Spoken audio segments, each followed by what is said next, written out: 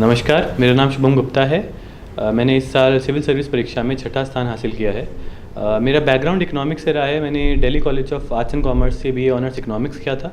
उसके बाद मैंने दिल्ली स्कूल ऑफ इकोनॉमिक्स से एमए इकोनॉमिक्स भी शुरू किया था। 2016 की परीक्षा में मैंने 366वीं रैंक हासिल की थी और मैंने Indian audit and account service start करी थी, ज्वाइन की थी। और इस साल की परीक्षा में मेरा छठा स्थान है। मेरा ऑप्शनल जो रहा है वो लॉ रहा है। जब मैंने लॉ ऑप्शनल स्टार्ट किया था तो उसके पीछे दो कारण थे। एक कारण ये था कि मुझे हमेशा से लॉ पढ़ने में बहुत इंटरेस्ट रहा है। अभी भी हो सकता है कि मैं इवन सिविल सर्विसेज में आने के बाद में भी शायद आने वाले कुछ सालों में लॉ को परस्यू करूं, एलएलबी डिग्री परस्यू करूं। दूसरा एक कारण जो रहा है वो ये है कि मेरे पास, क्योंकि जैसा कि मैंने आप शायद अब जानते होंगे कि मैंने जब भी प्रिपरेशन करी है मेरे पास हमेशा समय की थोड़ी कमी रहती थी, क्योंकि मैं हमेशा कॉलेज में किसी ना किसी कॉलेज में एडमिटेड था। तो उस वजह से जो मुझे कम समय मिलता था तो मुझे ऐसा कोई सब्जेक्ट चाहिए था जो बहुत ही फाइनली डिफाइंड हो, जिसका सिलेबस बिल्कुल क्लियर हो, जो मुझे बता सके कि मुझे सिर्फ यही सामान पढ़ना है। इकोनॉमिक्स में ये सुविधा शायद पूरी तरह से मुझे नहीं मिलती, इसलिए मैंने लॉ का चयन किया। और इसके बाद फिर क्योंकि जैसे मैंने पढ़ना स्टार्ट किया तो मुझे काफ़ी इंटरेस्ट भी आने लगा। तो ये तीनों कारण जब एक साथ मिले तो मुझे लगा कि ये लॉ ऑप्शनल मेरे लिए सही है। और फॉर्चुनेटली मेरे नंबर भी इसमें ठीक आए हैं। जब मैंने सेकंड अटैम्प्ट दिया था उसमें भी, और होपफुली इस बार भी ठीक ही आए होंगे। जो मैंने जब लॉ की प्रिपरेशन करी तो उसमें ऐसा कोई नहीं था कि मैंने कोई खास बुक लिस्ट फॉलो की हो। जनरली मैं एक कोचिंग में एनरोल्ड था जहाँ से मुझे जो भी नोट्स मिलते थे मैं उन नोट्स को रेफ़र किया करता था। एस्पिरेंट्स के लिए मैं ये भी बताना चाहूँगा कि जनरली जो मुझे जो समझ में है वो दो कोचिंग हैं जो जनरली काफ़ी मानी जाती हैं लॉ के लिए। एक है निर्वाणा और दूसरी है एम्बिशन। तो अगर आप कोई कोचिंग ज्वाइन करना चाहें तो आप इन दोनों को रेफ़र कर सकते हैं। इनके नोट्स काफ़ी अच्छे होते हैं, काफ़ी क्रिस्प होते हैं, और जो टीचर हैं वो भी काफ़ी अच्छे हैं। तो निर्वाणा में जब आप देखेंगे, जो मैंने ज्वाइन की थी वो निर्वाणा ज्वाइन की थी, तो उसमें जो भी नोट्स मुझे मिलते थे, जो पेपर 1 एज़ वेल पेपर 2, तो उनके लिए वो नोट्स जनरली सफिशिएंट होते थे। बट हमारा फोकस ये रहता था कि जो भी सब्जेक्ट ऐसा है जो एक्ट बेस्ड है, जैसे कि आईपीसी, सी कॉन्ट्रैक्ट एक्ट, पार्टनरशिप एक्ट, इन पे हम, और या फिर कॉन्स्टिट्यूशन इटसेल्फ, तो इन सब चीज़ों के लिए हम बेयर एक्ट पे फोकस करते थे, ना ही किसी और किताब पे। तो जनरली हम बेयर एक्ट पढ़ा करते थे और बेयर एक्ट को सप्लीमेंट किया करते थे विद केस लॉज, या फिर कोई अंडरस्टैंडिंग के लिए आपको कोई और भाषा की ज़रूरत है, किसी और मैक्सिम की ज़रूरत है। तो जनरली मोडस ऑपरेंडी हमारी लॉ के लिए, मेरी लॉ की तरफ ये रहा करती थी। किताब के लिए जनरली मैंने सिर्फ apart from the notes and bare act मैंने सिर्फ दो ही किताब फॉलो करी है। एक कॉन्ट्रैक्ट एक्ट के लिए और एक आईपीसी के लिए, और उन दोनों के लिए ऑथर सेम ही है, डॉक्टर आर के पांग्या। जो भी टॉपिक ऐसे थे जो मुझे बेयर एक्ट से कवर मैं नहीं कर पाता था, उनके लिए मैं डॉक्टर आर के पांग्या को रेफ़र किया करता था। बट बहुत ही लिमिटेड एक्सटेंट पे, बहुत ज़्यादा मैंने डॉक्टर पांग्या को भी रेफ़र नहीं किया है। उसका कारण समय भी था, और कह सकते हैं कि मुझे ज़रूरत भी नहीं पड़ी थी। ऑप्शनल की तैयारी के लिए मैंने दो स्टेज में ऑप्शनल को तैयार किया। एक तो प्रीलिम्स से पहले, तो मान लीजिए तकरीबन अगर आप 6 महीने पहले तैयारी शुरू करते हैं तो शुरुआत के कुछ 3 से 4 महीने आप ऑप्शनल को एटलीस्ट कोशिश करते हैं कि तकरीबन 70 से 70% सिलेबस ऐसा हो जो एटलीस्ट आपने एक बार पढ़ रखा हो, और बाकियों को आप अगर खुद से ना भी पढ़ पाए हो तो आपको पता हो कि आपको पढ़ना क्या है। तो आपका मटीरियल सॉर्टेड हो और आपने तकरीबन काफ़ी हद तक सिलेबस को, 70 से 80% सिलेबस को आपने एक बार ज़रूर अपनी आंखों से निकाल लिया हो।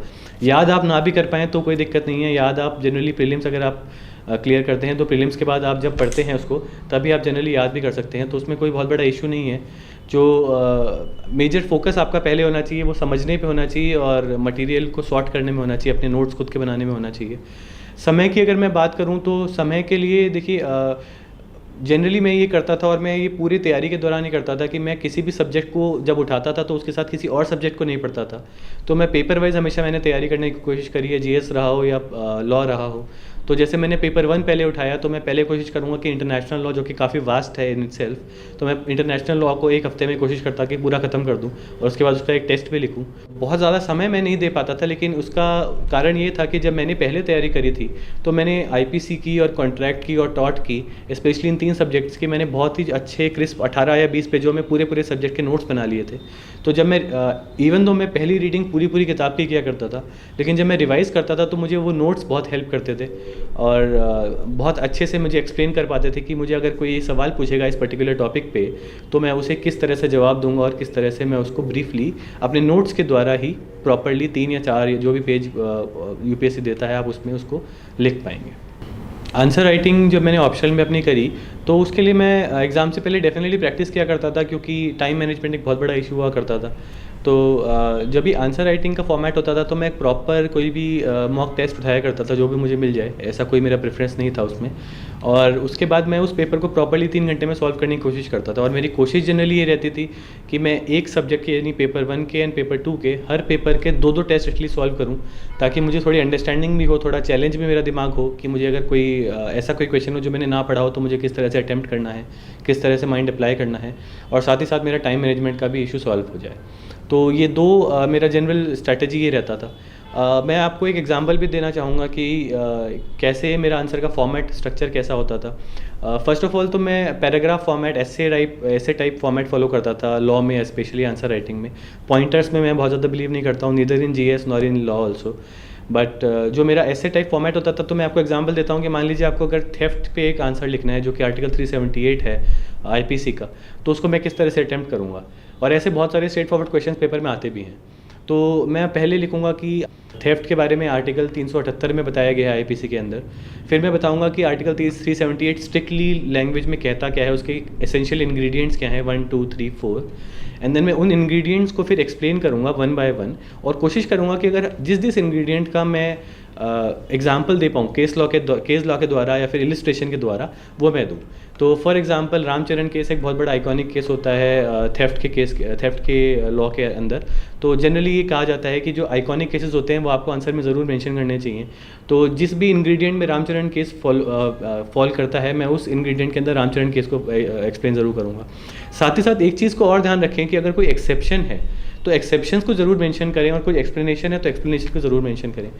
इन्हीं चीज़ों की वजह से आपका बेयर एक्ट की रीडिंग बहुत इंपॉर्टेंट हो जाती है, क्योंकि बेयर एक्ट में ये चीज़ें बहुत ही क्रिस्पली प्रिसाइजली आपको सीधा लिखी हुई मिल जाती हैं।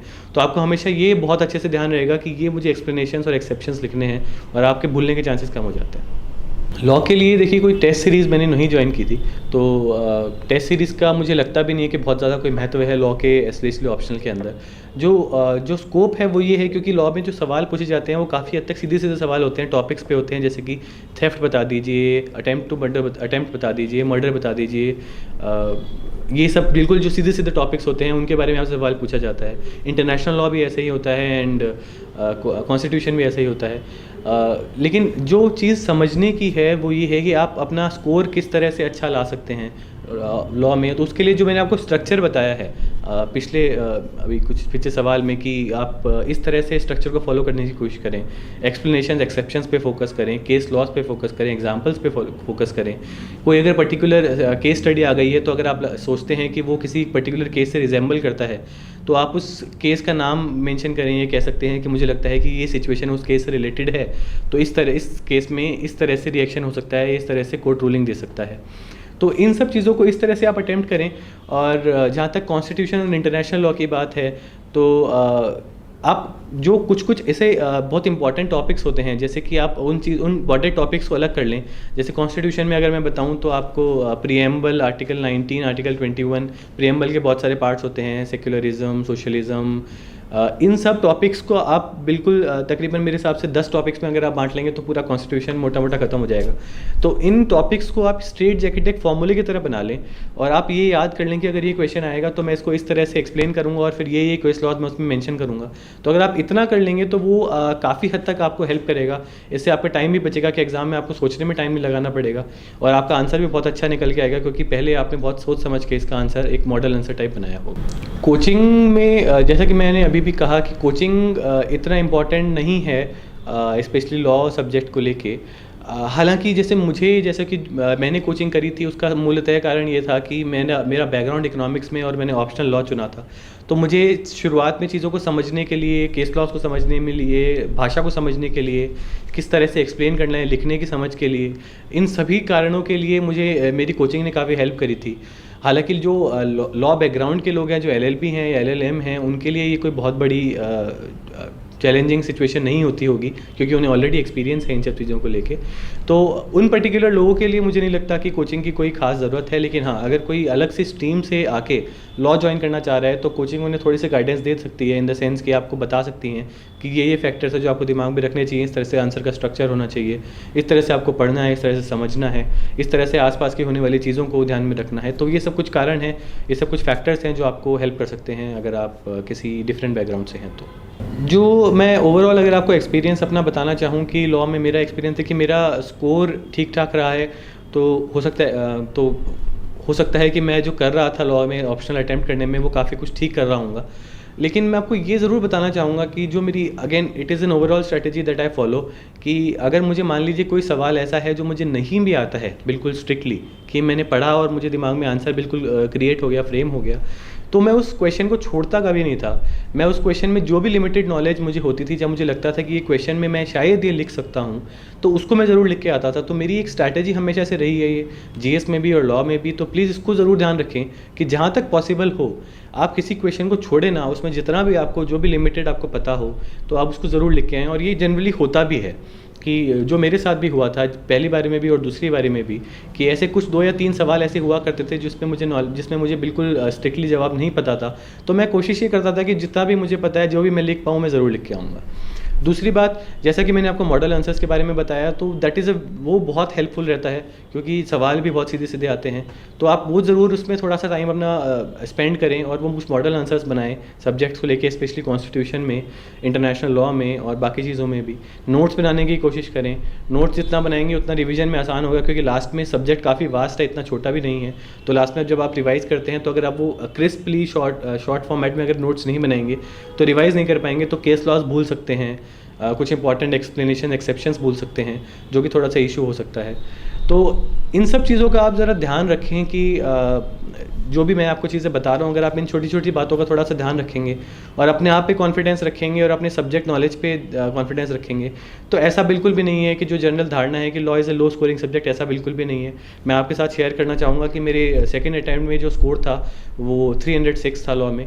तो ऐसा बिल्कुल भी नहीं, और मैं उम्मीद करता हूँ कि शायद मेरा इस बार भी स्कोर ठीक ही होगा। तो ऐसा बिल्कुल भी नहीं है कि लॉ में आप स्कोर नहीं कर सकते। शायद फ़र्क थोड़ा सा वहीं पड़ जाता है कि आप लॉ को किस तरह से अटैम्प्ट करते हैं, आप इसके बारे में क्या सोचते हैं अटैम्प्ट करने से पहले। तो अगर आप उसको ठीक कर लेंगे तो आई एम श्योर आपका स्कोर भी बहुत ही अच्छा आएगा और आप भी बहुत अच्छा स्कोर करेंगे और रैंक लाएंगे। Thank you for watching daily knowledge track. And अगर आपके कोई भी सवाल हैं तो आप प्लीज़ कमेंट्स में करें, मैं उनका जवाब देने में बहुत खुशी महसूस करूँगा। Thank you.